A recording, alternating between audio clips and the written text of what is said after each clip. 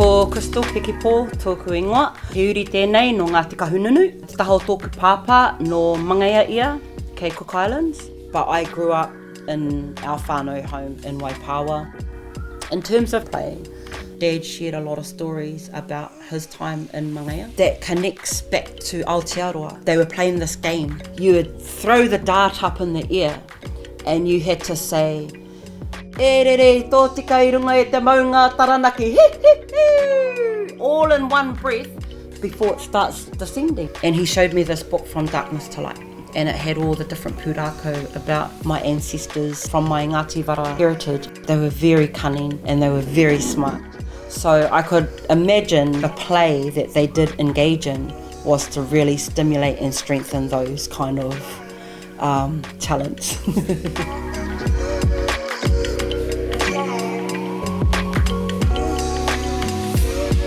Tēnā, ko tautoko ahau, tipu ake te pā Waiwhitu, te pā Puketapu. I grew up in Wellington, a place called Waiwhitu. I call ourselves the capital of the capital, which is the capital of the country. Ki kohanga reo, it is my foundation, ne, ko taku tuapapa. Ko taku tuakiri hoki is my identity. We were fortunate to still have our nannies and koros to let us play and kōrero while we're playing. Connect what we were doing to pastimes that are rich in learning. And one of them is the kōrero about the tūrehu. Fairy people with goat-looking feet that appeared in the dark, but they were friendly. They tied strings to tomato soup cans. We stood on them and walked around and so it could make that clicking noise. And we just kept walking around on the wooden floor, being like tūrehu rane. There's been a shift, I guess, in how kōrero is disseminated to our tamariki. That type of, if we call it pedagogy, is quite rare now. I don't know. This is the life of Mum in reality. We have 6 tamariki. What we were noticing when we would bring their toys out, they would just scatter them everywhere and not actually engage with the toys. We just replaced them with like kohatu, rākou and shells, because when we look at how we culturally connect and engage our tamariki in their own development, tamariki play is centred around things that don't have an outcome. Whereas you give a tamaiti a stick, there's so much that can happen with the imagination. Limited resources, kids are very creative.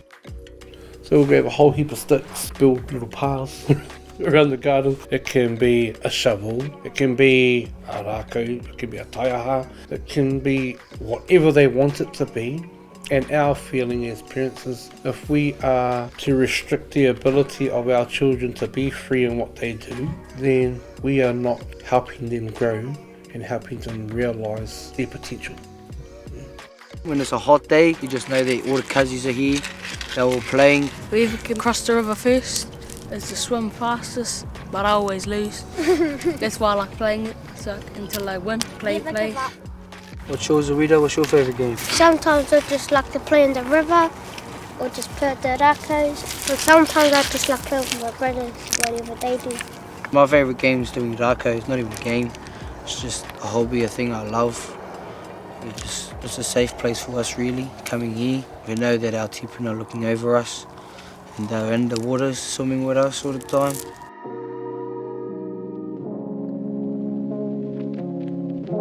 I've always just thought, like, what is something that we can create so that my mokopuna will know when I'm gone, that's the po that's going to represent matariki where matariki rises. And I just thought, you know what, I'm going to build a kāpehu. So that was to help our tamariki understand where all these particular stars are. But it's also a playground for our tamariki too, however they imagine. One thing I like to do is marakai. Nan used it as a way of learning, counting, sequencing, learning about the season, when in the season to plant and when to harvest. That kōrero just becomes part of the fun. You're just free in the garden to think. It allows that time. The more that we as a people learn about what taonga Tākaro is, what Kēmu Māori are, how they actually help the journey of reo, the journey of growth in our tamariki, then I'm sure more and more people will participate. Unstructured play can be had freely with our tamariki and incorporating kōrero, tuku iho, some of the learnings that we have through tikanga, through some of our arts, our culture, then be creative to make games as we travel through that growing journey. And if we can take them to the settings, give them the feel, give them that wairua, connect them to it, and then have some fun while we're at it, the likelihood of them sharing that experience with their tamariki and their tamariki with their tamariki is a near guarantee.